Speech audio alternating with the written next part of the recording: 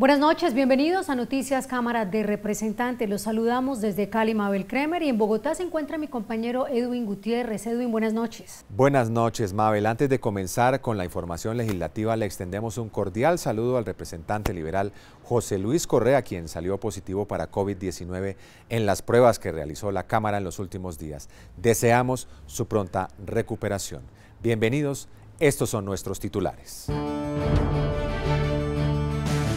Plenaria aprueba proyecto que crea el Sistema Nacional de Alertas Tempranas para la Prevención de la Violencia Sexual Infantil.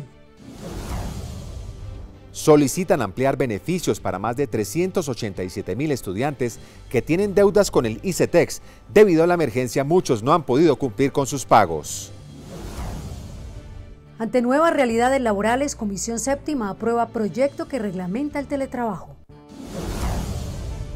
Aumenta participación en las utilidades de los municipios portuarios. Los dineros deberán destinarse a inversión social.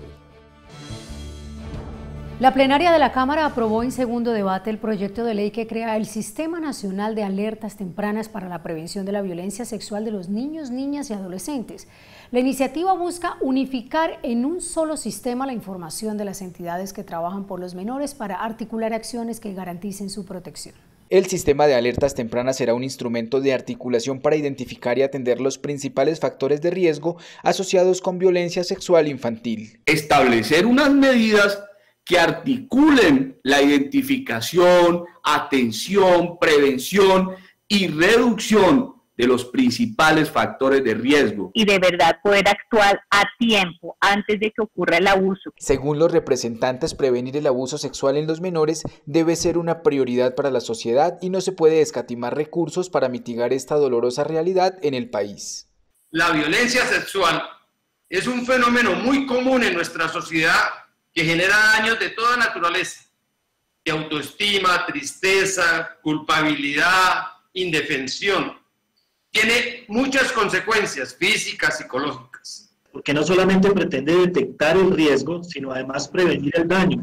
Un daño que no solamente es permanente, sino que tiende a replicarse. El proyecto hace parte de un paquete de normas y medidas que se han venido impulsando desde el legislativo para garantizar una real protección de los derechos de la niñez. Tenemos que generar todas las instancias y todas las acciones por parte de las entidades pertinentes para que efectivamente la política de protección a ellos sea una realidad. Son pasos que se van sumando para que podamos de una manera muy integral darle todas las herramientas para que ese gran proyecto que fue la cadena perpetua para los violadores de niños pues tenga todo un sistema integrado que le permita efectivamente dar los resultados concretos. La iniciativa, que acoge observaciones de organizaciones como Save of Children, Niñez Ya y Alianza por la Niñez, fue aprobada por unanimidad en la plenaria de la Cámara y pasará a su tercer debate en el Senado de la República. Ampliar los beneficios para el pago de las obligaciones de más de 387.000 estudiantes que tienen crédito en el ICETEX le solicitaron en la Comisión Tercera al director de esa entidad.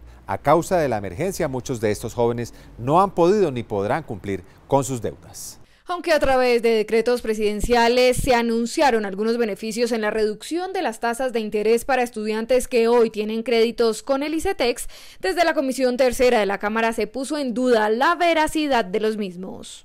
Es algo absolutamente falso, porque en enero, oígase bien, cuando ni siquiera teníamos estas medidas del coronavirus, el ICETEX prestaba una tasa del 11,54% y en mayo la prestó a 12,11%. Entonces, estos auxilios y estos subsidios a las tasas son realmente una mentira, porque el ICETEX prestaba tasas muchísimo más bajas en enero. Entonces, no den créditos, no den subsidios, pero no le mientan a la ciudadanía. Lo que contemplan los dos decretos que tienen que ver con el ICETEX, los dos decretos en el marco de este estado de excepcionalidad, no adiciona nada nuevo, usted lo dijo, lo cito textualmente. Esas son medidas que ya están contempladas en el mismo reglamento del ICETEX, ¿sí?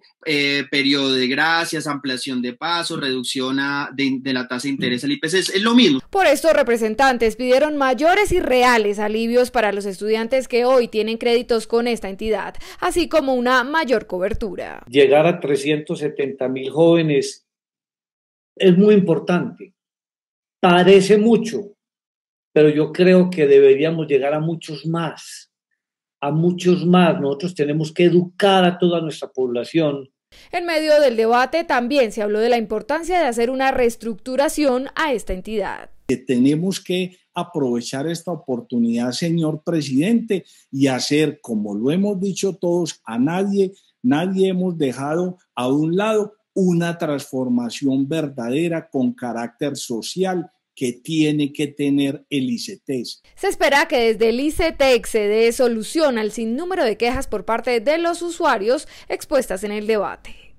En una productiva semana, la Comisión Séptima de la Cámara evacuó varios proyectos de ley. Uno de ellos es el que regula la comercialización y consumo de cigarrillos electrónicos o sistemas de vapeo. Asimismo, se le dio visto bueno a la iniciativa que establece y reglamenta el trabajo que se puede hacer desde casa a través de la virtualidad. De manera unánime, los integrantes de esta célula legislativa aprobaron en primer debate la iniciativa de ley que crea el régimen de trabajo virtual, lo regula y lo promueve, tal como lo indican el autor y uno de los ponentes. Una iniciativa que es muy importante para el país porque de verdad que nos va a poner en la onda de modernizar nuestro trabajo, de modernizar nuestro empleo con todas las garantías que amerita el empleado, ya sea público, ya sea privado. Es preciso que se requiere esta reglamentación para evitar los abusos. Eliminamos muchas partes de la ley, las cuales de igual forma no compartíamos, como es el trabajo por horas. De igual forma fortalecimos algunos otros aspectos, como son respecto a los pagos por parte del empleador a los gastos que se ven inmersos en el trabajo virtual en el hogar. La Comisión Séptima también aprobó en tercer debate el proyecto de ley con el cual se busca modernizar la ley conocida como antitabaco para incluir los vapeadores o cigarrillos electrónicos. Hablan los ponentes. Esta iniciativa establece prohibición en la publicidad, se implementa el registro INVIMA para las cápsulas de vapeo, se prohíbe el uso a menores de edad, se prohíben los sistemas abiertos de vapeo y se estableció el etiquetado neutro, entre otras disposiciones. Estamos refrescando la ley 1335 cuando decimos que tiene que prohibirse el uso de estos dispositivos electrónicos en los cines, en los teatros, en los hospitales, en los lugares públicos, en las zonas comunes de las unidades residenciales, y que tiene que prohibirse mucho más hoy que estamos en una pandemia. A pesar de la cuarentena obligatoria decretada para la localidad de Kennedy en Bogotá, los habitantes continúan en las calles desatendiendo las instrucciones del gobierno distrital. Kennedy es un sector altamente comercial y además tiene la central de abastos más grande del país. Hoy, lamentablemente, lidera las cifras de casos en Bogotá, alrededor del 35% del total de los contagios. Nos toca salir por obligación a trabajar para poder llevar un sustento diario a nuestras familias y para poder pagar un arriendo. Donde estoy, ya estoy debiendo más de 2 meses de arriendo y ya me pidieron porque no les he pagado. Debido a los gastos en mi hogar, que son arriendo, alimentación, servicios públicos, y soy madre cabeza de familia de 2 hijos, es por eso que trabajo en esta pandemia. Este es el panorama que se vive en las calles de la localidad de Kennedy, y aunque algunos representantes no justifican que estos vendedores informales salgan a las calles incumpliendo la cuarentena, sí manifiestan una gran inquietud ante su situación. Kennedy tiene una composición particular. Gran parte de las personas que viven allí hacen parte de la masa trabajadora que ha tenido que continuar con sus actividades. Hay que entender que la gente necesita tener un ingreso para poder alimentarse. Usted no puede encerrar a una persona que vive de vender su producto en la calle en su casa, porque ¿de qué va a vivir? Si usted está en condiciones de darles para que subsistan, puede obligarlos a que se queden en su casa. Es por esto que hacen un llamado tanto al gobierno distrital como a la comunidad. Les pedimos que se cuiden, que usen tapabocas, que se laven bien las manos, y además pedirle a la alcaldesa que ayude a toda esta gente un poco más, y también que trabaje unida con el gobierno nacional, que lo ha hecho muy bien. Pedirle a las personas que pueden quedarse en sus hogares, que se queden en sus hogares, y pedirle también al gobierno nacional y a la alcaldía un tratamiento especial económico para esta zona, de tal manera que puedan garantizar que se pueden quedar en sus casas. No es con amenazas que se puede manejar al vendedor estacionario, es con ayudas desde el punto de vista, en este momento, de alimentación, de salud. Y el llamado también es a todos los bogotanos para que acaten las medidas expedidas por el gobierno nacional y así evitar una nueva cuarentena obligatoria como resultado del creciente aumento en la ocupación de las UCI. El departamento del Valle del Cauca también registra una importante cifra de contagios. En debate de control político en la Comisión Primera surgieron varias propuestas para controlar y mitigar el impacto económico. Entre ellas, destinar los bienes y recursos incautados al narcotráfico para atender la emergencia. El Valle del Cauca continúa ocupando el tercer lugar en número de contagiados por coronavirus en el país y aunque el gobierno nacional y local han destinado importantes ayudas para mitigar la pandemia y sus efectos, estas no han sido suficientes. Pero estas ayudas, señor presidente y ministros, son incipientes e insuficientes para la situación de Cali. La apertura del 27 de abril y el 1 de junio ha acelerado la tasa de contagio. Buenaventura está en alerta roja e impactará el servicio hospitalario de Cali. Hay riesgo inminente de que en las próximas 2 semanas la demanda de atención en salud supere la capacidad y los hijos de esta amada tierra no puedan ser atendidos para salvar sus vidas. Una de las propuestas para reactivar la economía durante esta crisis y también para la llamada pospandemia es la utilización de los bienes incautados por el narcotráfico. Le proponemos al Gobierno Nacional que saque un decreto de emergencia para permitir que los bienes incautados a los narcotraficantes que están siendo administrados por la Sociedad de Activos Especiales SAE sean entregados a título gratuito a los municipios. Cali tiene más del 20% de los bienes extintos de todo Colombia. Eso es un dato aterrador. Y el Valle del Cauca más del 30% de todos los bienes extintos en Colombia. Merecemos que como víctimas del narcotráfico estos bienes pasen a título gratuito en medio de esta pandemia para ser destinado, por supuesto, a una cantidad de uso. Dentro del debate también se solicitó al Gobierno Nacional más recursos para fortalecer la red hospitalaria, garantizar la seguridad alimentaria e impulsar la economía productiva. Continúan las denuncias por la ineficiencia en la distribución de los recursos que deberían dar un respiro a pequeños y medianos empresarios durante la emergencia. En debate de control político en la Comisión Segunda, los representantes insistieron en que los recursos no están llegando a las MIPYMES, sino pagando deudas de los grandes empresarios contraídas antes de la actual coyuntura. No están colaborando, ni están aportando, ni están contribuyendo para la recuperación económica del país, ni están haciendo nada para preservar los empleos. Miren este dato. El 98% de los deudores con créditos amparados del Fondo Nacional de Garantía son deudores antiguos. Por favor, el 98% son los mismos de siempre. ¿Qué ha hecho el Estado? ¿Qué ha hecho el gobierno colombiano para llegar a ese microempresario que lo necesita? Diferentes opiniones expresaron los representantes a la Cámara frente a la decisión del gobierno de autorizar tropas americanas en el territorio nacional. El gobierno indicó que los soldados vendrían a apoyar la lucha contra el narcotráfico en el Pacífico Nariñense, el Catatumbo, Bajo Cauca, sur de Córdoba, Arauca, Chiribiquete y los parques nacionales. Es tan solo una asesoría para poder combatir con mayor firmeza el narcotráfico en nuestro país. Por supuesto que en mi calidad y en mi condición de representante y de presidente de la Comisión Segunda, apoyo de manera decidida esta cooperación entre los Estados Unidos de América y el gobierno de Colombia. Respaldar al gobierno nacional, respaldar a nuestras fuerzas militares y que ojalá y que ese acompañamiento que van a dar las tropas norteamericanas asesorando a nuestro ejército nacional sea productivo en esta lucha antidrogas. Reconozco la buena intención del gobierno y de sus actos, pero pensar que la presencia de uniformados norteamericanos para asesorar a Colombia en la lucha contra el tráfico de drogas nos va a ayudar a mejorar la paz y la convivencia en nuestro país es un error. Rechazamos completamente la llegada de tropas norteamericanas aquí a territorio colombiano por muchas razones, entre ellas viola la soberanía nacional, viola la Constitución Política de Colombia. No puede hacerse una acción de estas si no se tiene el permiso del Congreso de la República. En el Día del Campesino, la Comisión Cuarta citó al ministro de Agricultura, Rodolfo Sea, y al presidente de Finagro, Dairo Estrada, para analizar las problemáticas del agro en el país y revisar las garantías económicas y sociales para la población que sostiene el abastecimiento de los colombianos. Los representantes denunciaron que el Ministerio de Agricultura cuenta con un presupuesto muy bajo, que hace falta personal especializado que apoya a los campesinos en las regiones y que los recursos que asigna Finagro están quedando en las grandes empresas y no van a los pequeños y medianos campesinos.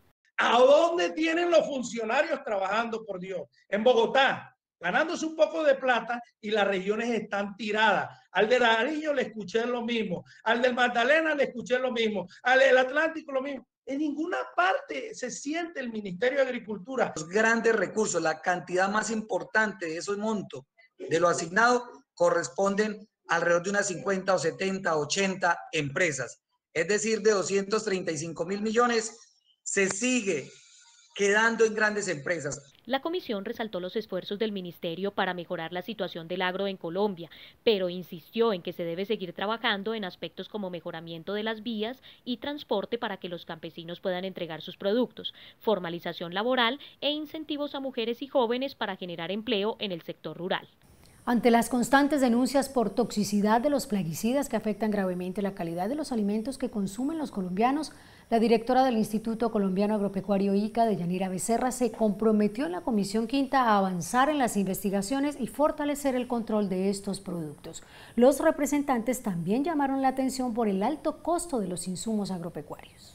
En el debate se volvió a poner sobre la mesa la preocupación de los campesinos por el alto costo de los insumos agropecuarios que inciden en el valor de los alimentos y afectan la competitividad del sector. Llamamos la atención en aquellos casos donde los insumos importados le generan costos a nuestros campesinos. Le dijimos también que no podemos abandonar el ejercicio que ha hecho constantemente el ICA de asistencia técnica a los pequeños y medianos y grandes productores. Los congresistas alertaron también por la falta de control en el uso de pesticidas y la mala calidad de los mismos, causante de graves problemas al ecosistema como la muerte de miles de abejas.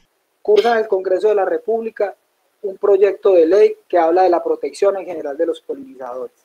Y ustedes más que nosotros, y en general todo el sector, entiende la importancia de ese proceso biológico de polinización para la seguridad alimentaria, para la producción de los alimentos, para la reproducción vegetal. Los representantes pidieron mayor control en los puntos fronterizos para evitar el ingreso de productos de mala calidad o animales enfermos que pueden poner en riesgo el registro sanitario del país. En el caso de Bichada, toda la frontera pasan ganado de contrabando, pero si no nos dan las herramientas, si no contratan un personal para que esté en esas zonas, cubriendo, vigilando, es imposible. Finalmente resaltaron el trabajo que viene adelantando el ICA, simplificando requisitos y facilitando procesos que deben realizar los campesinos ante la entidad. Esas guías de movilidad que históricamente eran un problema y se convertían tal vez en uno de los focos de corrupción más grande que tenía la entidad y que siempre habíamos criticado en cada uno de los sectores acá en mi departamento. Eso ha permitido que se tenga otra concepción de lo que hace el ICA. La comisión le solicitó al gobierno nacional más recursos para la entidad, presupuesto dirigido a fortalecer el campo colombiano. Los municipios portuarios recibirían una mayor proporción de ganancias por esta actividad. La Comisión Sexta aprobó el proyecto que aumenta del 20 al 50% la participación en las utilidades para los municipios y distritos y otro 50% para envías. La iniciativa beneficiaría a 10 zonas portuarias, 8 en la costa Caribe y 2 en el Pacífico. La iniciativa beneficia económicamente con el 50% del rendimiento de la actividad portuaria a los territorios con puertos marítimos, de tal manera que gocen de mayores recursos para inversión social como educación, salud y servicios públicos. Se aprobó las contraprestaciones portuarias. ¿Qué significa esto? Que esos municipios van a tener un 50% de las contraprestaciones para inversión social. Es que no es posible que municipios como Buenaventura, que entra la riqueza, sale la riqueza y se queda la miseria. Allí necesitamos no solamente el 20% que históricamente se ha tenido, sino el 50%. De igual forma, el proyecto busca la creación y organización de las autoridades portuarias regionales para que los municipios tengan independencia para resolver sus problemas y no estén sujetos a otras instancias. Pero también le dijo al país que van a tener unas autoridades portuarias que puedan atender sus necesidades, que fomenten el desarrollo portuario en los respectivos municipios, que puedan tener competencia, porque no todo se tiene que solucionar a 2.500 metros más cerca de las estrellas, pero más lejos del mar. La comisión aprobó además que los empaques de los productos alimenticios, médicos, los servicios turísticos y la información en los sitios de carácter público estén también en lenguaje braille, lo que permitirá la inclusión de 1.200.000 colombianos con discapacidad visual. Con esta iniciativa de mi partido Centro Democrático generaremos un impacto muy positivo en las personas con discapacidad visual. Ambos proyectos fueron aprobados en primer debate y pasarán a la plenaria de la Cámara de Representantes. Estas son otras noticias en la Cámara de Representantes. La Comisión de Ordenamiento Territorial de la Cámara le solicitó al Instituto Agustín Codazzi celeridad en los informes técnicos para poder avanzar en la solución de los diferentes limítrofes que persisten en varios departamentos y municipios en el país. Según los representantes de la comisión, las poblaciones en disputa necesitan determinar sus límites territoriales para establecer hasta dónde va su competencia y planificar su administración. Citamos a la Comisión de Ordenamiento Territorial de la Cámara, a la Directora Nacional del IGAT, para que nos rinda informe, el cual fue solicitado hace varios meses desde el año 2019 y a la fecha no ha sido posible para poder definir el diferendo limítrofe que hoy existe en diferentes departamentos de Colombia, como son el departamento de Córdoba con Antioquia, Atlántico con Bolívar, Cundinamarca con Boyacá, Boyacá con norte de Santander y Santander con norte de Santander. No podemos seguir atrasando este proceso de gran importancia para los colombianos. Las prácticas profesionales en el sector público o en empresas privadas podrían contar con experiencia laboral, según lo dispone un proyecto de ley aprobado en tercer debate en la Comisión Séptima. La iniciativa está orientada a facilitar el acceso laboral para los jóvenes recién graduados de carreras técnicas, tecnológicas y profesionales. Muchas aspiraciones en el sector público y en el sector privado, precisamente por lo que acaba de mencionar el coordinador ponente, porque estamos en un círculo vicioso.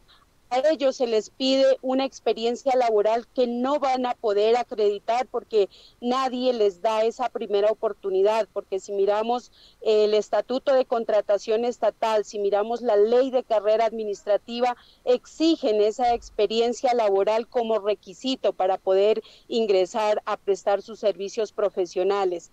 Por lo tanto, la pregunta es, ¿cómo una persona que apenas termina sus estudios se le puede exigir una experiencia? A un debate de convertirse en ley quedó el proyecto de inserción laboral de los jóvenes presentado por la bancada de Cambio Radical y liderado por el representante Erwin Arias. La iniciativa, además de convalidar las prácticas, los grupos de investigación y los años de judicatura como experiencia laboral, abre mayores oportunidades para los jóvenes rurales. Eliminar obstáculos para que los jóvenes colombianos puedan ingresar a su vida laboral y productiva. Buscamos que las pasantías, las prácticas, los años de judicatura, los grupos de investigación sean tenidos en cuenta como experiencia profesional a la hora de contratar un egresado. Asimismo, buscamos más incentivos, más oportunidades para los jóvenes rurales. El campo colombiano está envejeciendo, por eso buscamos que siquiera el 10% de los créditos, los programas, los incentivos para el agro y la pesca sean destinados a jóvenes rurales. Una iniciativa que consagra el agua como patrimonio natural de los colombianos y establece medidas de protección del recurso hídrico y las cuencas hidrográficas fue aprobado en la Comisión Quinta. Asimismo, la comisión le dio tercer debate a la propuesta que incentiva el uso productivo de la guadua y el bambú y su sostenibilidad ambiental. Este proyecto establece obligaciones para crear programas de asistencia técnica, capacitación a las comunidades en temas de manejo sostenible, protección, conservación e importancia de este recurso hídrico, al tiempo que plantea la necesidad de garantizar especial protección a los predios en los que haya fuentes de agua o se encuentren dentro de una cuenca. Un proyecto de ley que clasifica, que exige el registro de estas plantaciones, además los permisos de movilización como un requisito legal. Y otro dato importantísimo, y es que las viviendas del eje cafetero se construyan como mínimo utilizando el 30% de guadua y bambú para proteger el paisaje cultural cafetero. Los padres podrán determinar con autonomía los apellidos de sus hijos en el orden que lo consideren. Así lo establece un proyecto aprobado en la Comisión Primera que abre la posibilidad de que el menor tenga primero el apellido de la madre y no el del padre, como ocurre actualmente en el país. Este proyecto de ley surge de la necesidad de hacer un reconocimiento de la maternidad como el inmenso esfuerzo que hacemos las mujeres al reproducir la vida, nuestro rol de crianza, de cuidado y de desarrollo de los hijos. Así haya habido una excelente relación y muchas veces las parejas se divorcian, pues básicamente las mujeres en una gran mayoría somos las que terminamos asumiendo el cuidado y la crianza de nuestros niños. Hemos llegado al final de esta emisión de Noticias Cámara de Representantes. Recuerden que ustedes nos pueden seguir en Facebook como Cámara de Representantes Colombia y en Twitter e Instagram como @Cámara Colombia. Si quieren interactuar con el presidente de la corporación, lo pueden hacer a través de su cuenta de Twitter @CuencaGuainía o en nuestra página web www.cámara.gov.co. Los esperamos la próxima semana con una nueva emisión del Noticiero de la Cámara. Los dejamos con un video homenaje a los 22 años de la Dirección de Protección de Servicios Especiales, DIPRO, encargados de la seguridad del Congreso de la República. Buenas noches.